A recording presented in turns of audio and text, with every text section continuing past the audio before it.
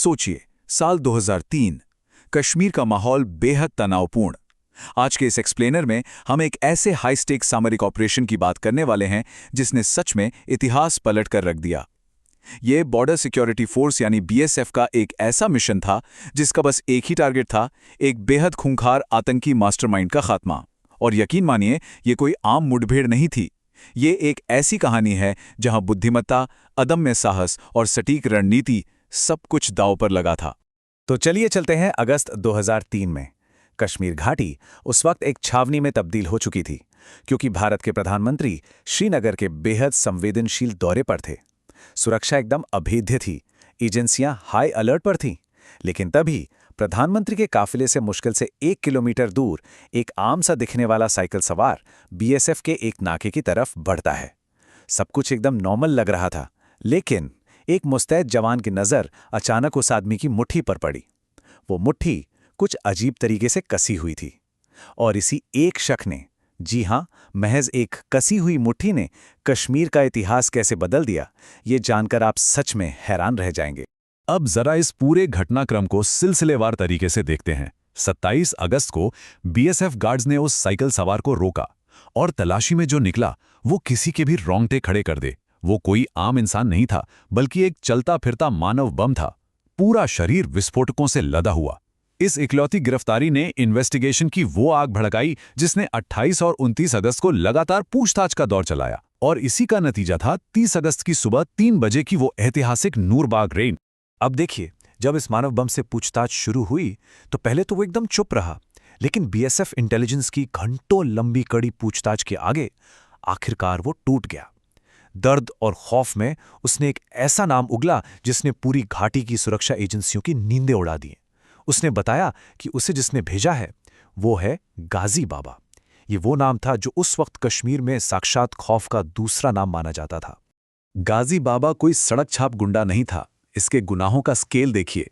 ये 2001 में हमारी संसद पर हुए खौफनाक हमले का मास्टरमाइंड था। वही कुख्यात कंधार विमान हाईजैक जिसमें मसूद अजहर को छोड़ा गया था, उसका आर्किटेक्ट भी यही था। 1990 के दशक में कश्मीरी पंडितों के नरसंहार से लेकर हर बड़े हमले में इसका हाथ था। जैश-ए-मोहम्मद का ये टॉप कमांडर आईएसआई का सबसे बड़ा मोहरा था। खुद को वो कश्मीर का ओसामा बिन लादेन कहता था।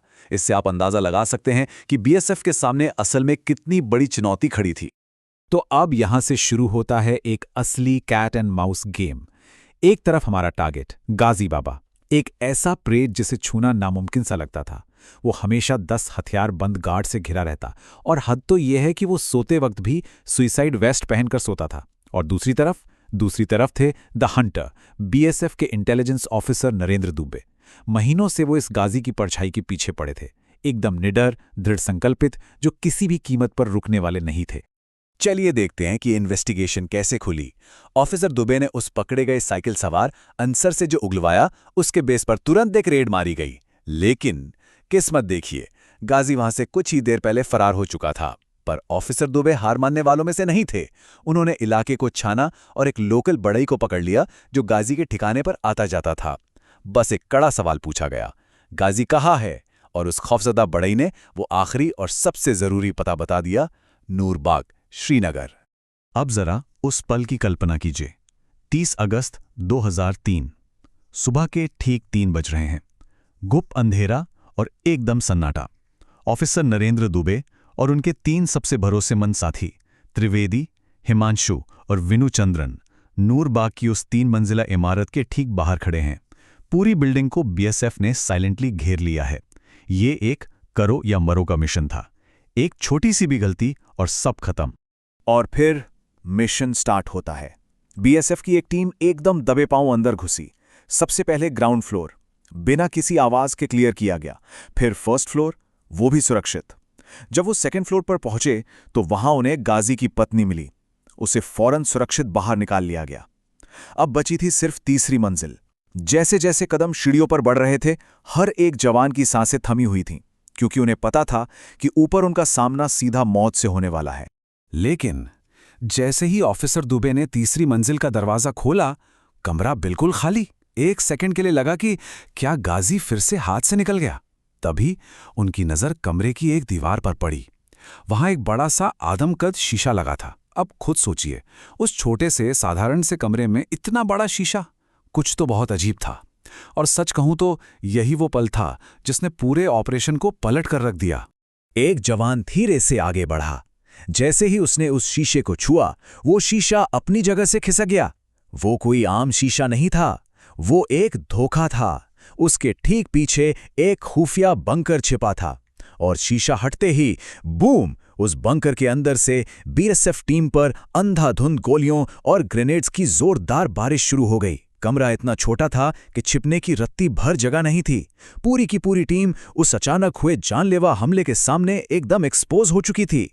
इस अचानक हुए और भीषण हमले में हमारे एक जाबाज जवान बलवीर सिंह को गोली लगी और वो वहीं वीरगति को प्राप्त हो गए। अपने साथी को यूं गिरता देख ऑफिसर नरेंद्र दुबे पीछे नहीं हटे, वो और आगे बढ़े। इसी बीच आतंकियों की 2 गोलियां सीधे उनके पेट को चीरती हुई निकल गईं। लेकिन इसे ही तो अदम्य साहस कहते हैं। बुरी तरह घायल, लगभग बेहोशी की हालत में गिरने से ठीक पहले ऑफिसर दुबे ने अपनी गन की पूरी मैगजीन उस खुफिया बंकर के अंदर खाली कर दी। अब यहां एक नंबर बहुत मायने रखता है, 10, पूरे 10 घंटे। ऑफिसर दुबे के बुरी तरह घायल होने के बाद यह सिर्फ एक इनकाउंटर नहीं रह गया था, यह अब एक पूरी तरह से जंग बन चुका था।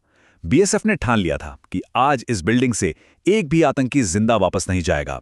लगातार 10 घंटों तक बारूद बरसता रहा, अंदर से ग्रेनेड्स आते और बाहर से बीएसएफ ने मोर्टार और रॉकेट लॉन्चर से ऐसा जवाब दिया कि उस पूरी इमारत को मलबे की ढेर में बदल दिया। पूरे 10 घंटे बाद जब फाइनली गोलियों की आवाजें रुकीं और धुआं छटा, तब जवान उस मलबे के अंदर गए। वहां उन्हें 3 लाशें मिलीं, और आप यकीन मानिए, उन 3 चेहरों में से एक चेहरा वो था जिसे भारत की एजेंसियां पागलों की तरह ढूंढ रही थीं। जी हां, जमीन पर पड़ा वो शख्स कोई और नहीं बल्कि खूंखार आतंकी गाजी बाबा था। इस ऑपरेशन की कामयाबी कोई छोटी बात नहीं थी, ये एक बहुत बड़ी रणनीतिक जीत थी। गाजी बाबा के खात्मे का सीधा सा मतलब था कश्मीर में जैश-ए-मोहम्मद की रीढ़ की हड्डी का टूट जाना। इस एक एलिमिनेशन के तुरंत बाद उस पूरे रीजन में आतंकी हमलों में भारी गिरावट आई। और सबसे बड़ी बात, सरहद पार बैठे मसूद अजहर जैसे आकाओं को ऐसा करारा मनोवैज्ञानिक झटका लगाना जिसकी उन्होंने सपने में भी कल्पना नहीं की थी। उनका सबसे सुरक्षित कमांडर उसी के घर में घुसकर मारा गया था। और इसी के साथ हम आज के इस एक्सप्लेनर के आखिर में एक बहुत ही पावरफुल सवाल पर आते हैं। आज के इस दौर में हम सोशल मीडिया स्टार्स को तो खूब अच्छी तरह पहचानते हैं, लेकिन जरा सोचिए, ऑफिसर नरेंद्र दुबे जैसे असली नायकों का नाम आज इंटरनेट पर भी आसानी से नहीं मिलता। क्या हम एक समाज के तौर पर अपने उन गुमनाम हीरोज को वो सम्मान दे रहे हैं जो देश के लिए अपना सब कुछ दांव पर लगा देते हैं? ये सच में सोचने वाली बात है। आज के इस एक्सप्लेनर में बस इतना ही। इस सवाल को अपने जहन में जरूर रखिएगा।